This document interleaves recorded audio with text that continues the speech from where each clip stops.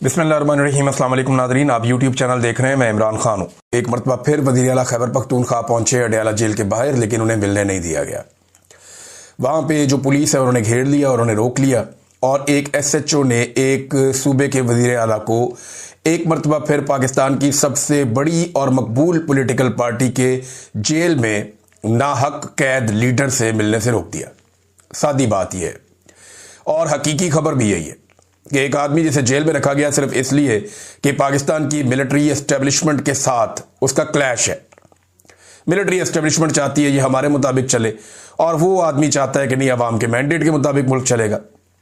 अब उस आदमी को उठा के जेल में डाल दिया। वो पाकिस्तान का सबसे मकबूल आदमी है, लेकिन इसके बावजूद पाकिस्तान की अवाम ने उसकी जमात को जितवाया। तो बड़ी मुश्किलों से उन्होंने एक सूबे में अपनी हुकूमत हासिल कर लिया। वहां जो वजीर आला है उसे मिलने की इजाजत ही नहीं दी जाती जब तक कि वो कंप्रोमाइज नहीं करता। यानी एस्टेब्लिशमेंट ने जिद पकड़ी हुई है, तुम हमसे आकर मिलो, हमारे दरवाजे पर हाजिरी दो, फिर हम तुम्हारी मुलाकात करवाते हैं इमरान खान से।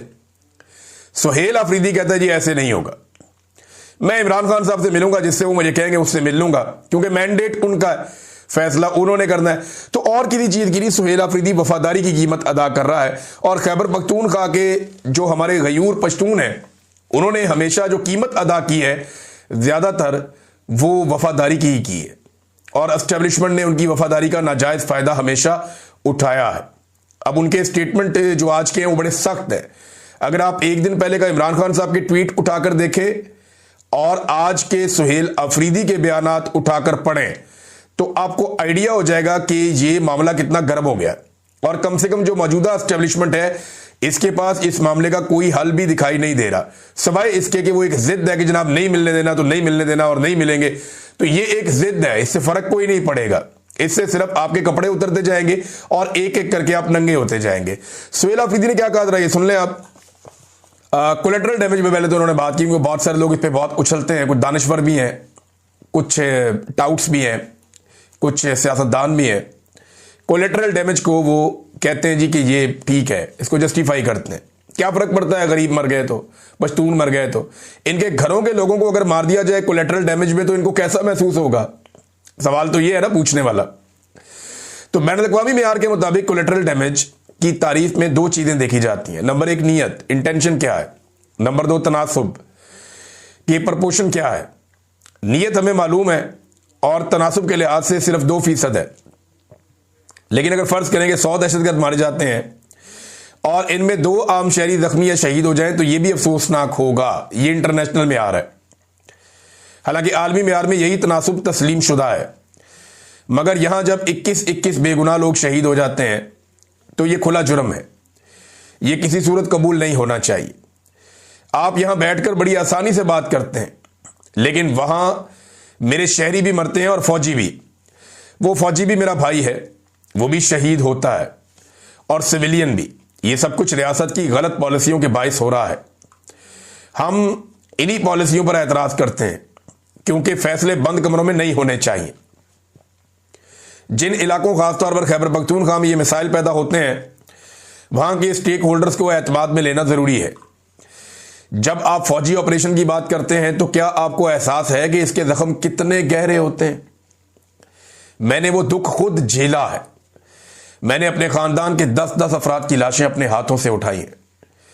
हम जब अपने शहरियों की लाशें उठा रहे होते थे तो ऊपर से हम पर फायरिंग की जाती थी।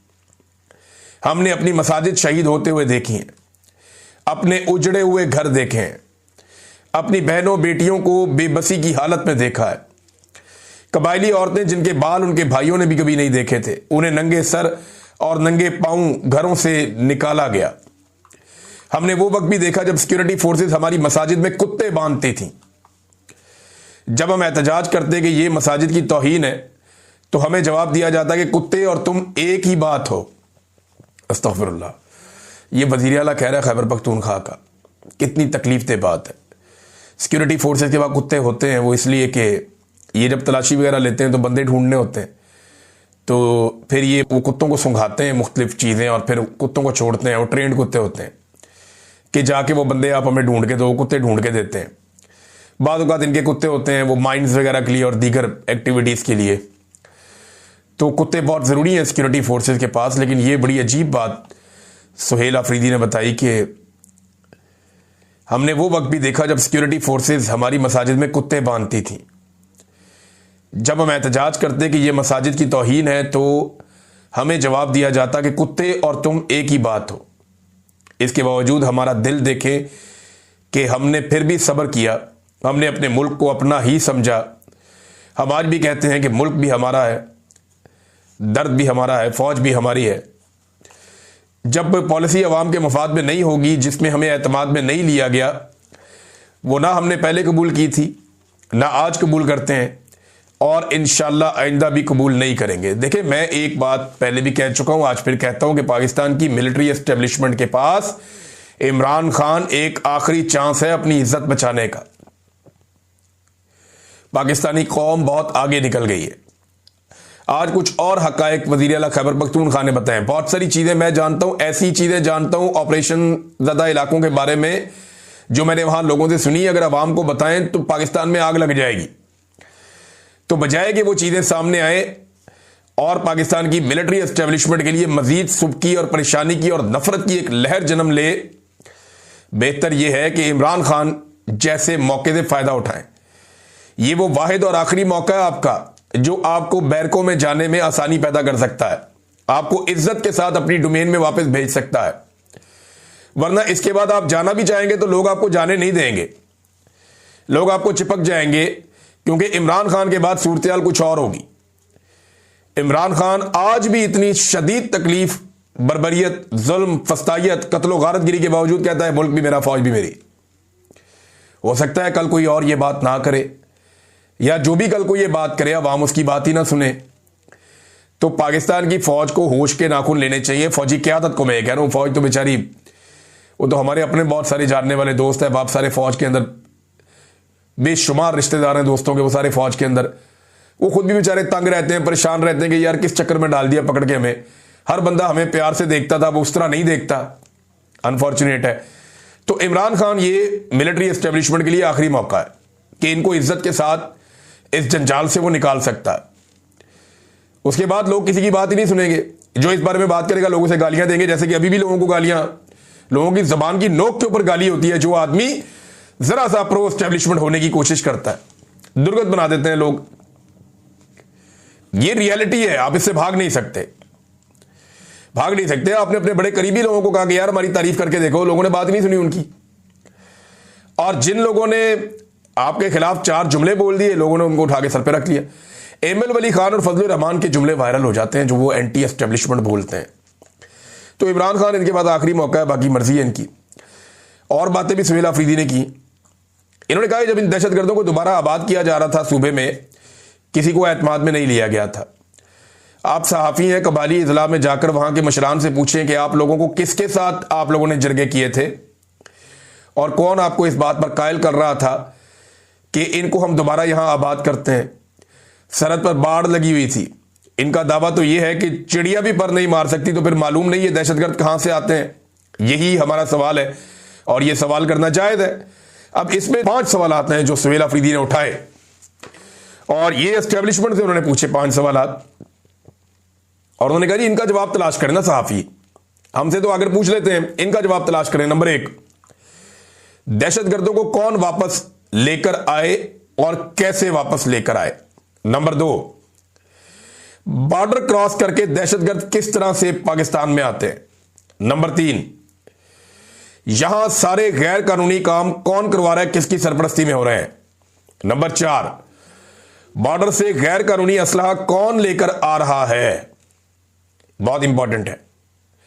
नंबर 6, बॉर्डर पर जिन ऑफिसरों की ड्यूटी है इनके असास से डिक्लेयर किए जाएं। देखिए ये जो बॉर्डर पे ड्यूटी है ना, ये बड़े पैसे इसमें मिलते हैं, ये बात ठीक है, झूठ नहीं है। चाहे तेल की स्मगलिंग हो, चाहे हथियारों की स्मगलिंग हो, चाहे गाड़ियों की स्मगलिंग हो, चाहे स्पेयर पार्ट्स की स्मगलिंग हो, चाहे मनशियात की स्मगलिंग हो, इसमें बहुत पैसा है। मैं जाती तौर पर ऐसे लोगों को जानता था जो इस किस्म की एक्टिविटीज करते थे, उनके बारे में ये मशहूर था कि ये कारोबार करते हैं, ये चीजें वो करते हैं और स्मगलिंग करवाते हैं बॉर्डर के ऊपर, हर तरह की, असले की भी, गाड़ियों की भी, मनशियात की भी। और अब मनशियात का इल्जाम जो है वो उठाकर सुहेल अफरीदी और मीना खान अफरीदी के खाते में डाल दिया गया। इस पे भी जो है एक रद्देमल आया खैबर पख्तूनख्वा की जानिब से शफी जान साहब जो हैं तर्जुमान, जो बैरिस्टर सैफ की जगह पे आए हैं, उन्होंने क्या कहा जरा ये सुनिए। DGISPR से उन्होंने सवाल किया कि पिछले महीने टेलीग्राफ की एक रिपोर्ट शाया हुई जिसमें बलूचिस्तान को ओपीएम कैपिटल करार दिया गया दुनिया का। ओपीएम कैपिटल, यानी जो ओपीएम है जहां से दुनिया की खौफनाक मंशियात जन्म लेती है, उसकी फसल सबसे ज्यादा बलूचिस्तान में उगाई जा रही है। मैं जाती तौर पे इसका गवाह भी हूं। मैंने एक तस्वीर पिछले दिनों शाया की थी, जारी की थी ट्विटर पे। मेरे पास तस्वीर नहीं है, मेरे पास वीडियोस भी हैं और बहुत सारे सबूत हैं। सिर्फ तस्वीर इसलिए लगाई ताकि लोगों को पता हो कि मैंने जाके उसको छू के देखा है, मैंने जाकर उसको खुद पता किया कि ये कहां कहां पे लगी हुई है। और एक इलाका नहीं है, बेशुमार इलाके हैं जहां पे ये लगी हुई है और इतनी ज्यादा लगी हुई है कुछ सोच भी नहीं सकता। वो जो रिपोर्ट है वो तो ये बताती है कि पता नहीं कितने हजार एकड़ है, लेकिन ये उससे बहुत बड़ा काम है। हुआ क्या, मैं आपको बता देता हूं कि पहले अफगानिस्तान में ये सारी मंशियात उगती थी। अफगानिस्तान के अंदर वो लोग रहते थे जो मंशियात का कारोबार करते थे। कुछ खास कबायली और वहां के अफगान बाशिंदे थे जिनको इसके अंदर महारत है कि वो ओपीएम को, उसका जो टांडा होता है उसको ब्लेड लगाते हैं, फिर उसको छोड़ देते हैं। उसमें जो मवाद निकलता है उसको सर्टेन टाइम के लिए छोड़ते हैं, फिर इकट्ठा करते हैं। वो प्रोसीजर मैं बताना नहीं चाहता, मैंने वहीं पे सीखा था, पूछा था लोगों से। और इस तरह ये आहिस्ता आहिस्ता मंशियात इकट्ठी करते हैं। ये सारा काम पहले अफगानिस्तान में होता था। तालिबान रजीम आया तो उन्होंने ये सारा काम बंद कर दिया, ठप हो गया, खत्म हो गया। अब ये सारा काम शिफ्ट हो गया बलूचिस्तान वाली पट्टी में, कुछ एरिया खैबर पख्तूनख्वा के, वहां पे भी ये होता है। लेकिन बहुत बड़ा इसका जो हब है वो बलूचिस्तान है, जहां पे बड़े पैमाने पे होता है। अफगानिस्तान में पहले फैक्ट्रियां होती थी मंशियात की, वो सारी शिफ्ट होकर पाकिस्तान में आ गई बलूचिस्तान में। ये भी मैं आपको बता दूं, ये रिपोर्ट गलत नहीं है, टेलीग्राफ की रिपोर्ट ठीक है। और ये जो लोग इसके एक्सपर्ट हैं ये काम करने के, ये लोग पाकिस्तानी है ही नहीं, ये अफगानी है। इनको रोजाना की बुनियाद के ऊपर पाकिस्तान में दाखिल किया जाता है। कौन करता है? सिक्योरिटी फोर्सेस इनको रोजाना की बुनियाद पे पाकिस्तान में दाखिल होने देती है। ये यहां पे आते हैं, अपना काम करते हैं और वापस जाते हैं। ये आते जाते रहते हैं हजारों की तादाद में, और यहां पे धड़ाधड़ काम हो रहा है मंशियात का। और फैक्ट्री जो है, जो पहले वहां पे अफगानिस्तान में होती थी, जो तबाह हो गई, वो फैक्ट्रियां बलूचिस्तान में एक मुकाम है, मैं वो जगह भी जानता हूं, वहां पे अब ये फैक्ट्रियां बहुत बड़े पैमाने पे लगाई गई हैं। उन फैक्ट्रियों तक माल कैसे जाता है? बहुत सारी चेक पोस्टें क्रॉस करके जाता है, बहुत सारी गाड़ियां लेकर जाती हैं।